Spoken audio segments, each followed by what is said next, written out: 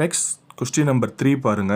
If set A equal 1, 2, set B equal 1, 2, 3, 4, set C equal 5, 6 and set D equal 5, 6, 7, 8, then state which of the following statement is true.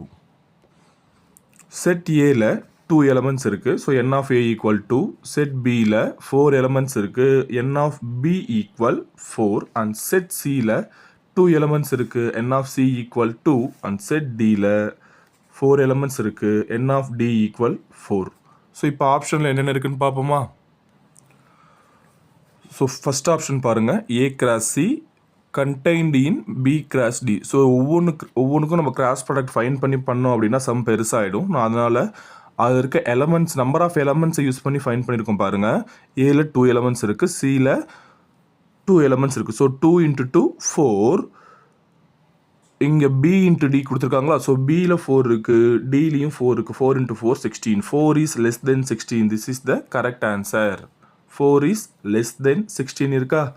Option B பாருங்களேன். B × D contained in A × C. So இந்த contained in number of எலமெண்ட்ஸுக்கு வரும்போது இது less தென்னாக change ஆகிடும். B × D 16, A × C 4. 16 is less than 4. This is wrong. Option C பாருங்க. A cross B contained in A cross D. A × B 2 × 4 வருமா? 2 × 4 வருமா? 2 × 4 8. So A × Dயும் 2 × 4 தான் வரும் 8. So இது இங்கேயும் என்ன சிம்பிள் தான் நமக்கு இருக்குது? லெஸ் தென் தான் இருக்குது. 8 ஈக்குவல் 8ன்னு இருந்தால் தான் இங்கே கரெக்டாக இருந்திருக்கும். பட் இங்கே அப்படி இல்லை. So this is also wrong. Option D பாருங்கள். D cross A contained in B cross A. D cross A 4 × 2 வரும். B cross A also 4 × 2 தான் வரும். ஸோ இங்கேயும் 8 is less than 8ன்னு கிடச்சிருக்கு. This is also wrong. ஒரே ஒரு ஆப்ஷன் தான் நமக்கு கரெக்டாக இருக்குது. Which is option A.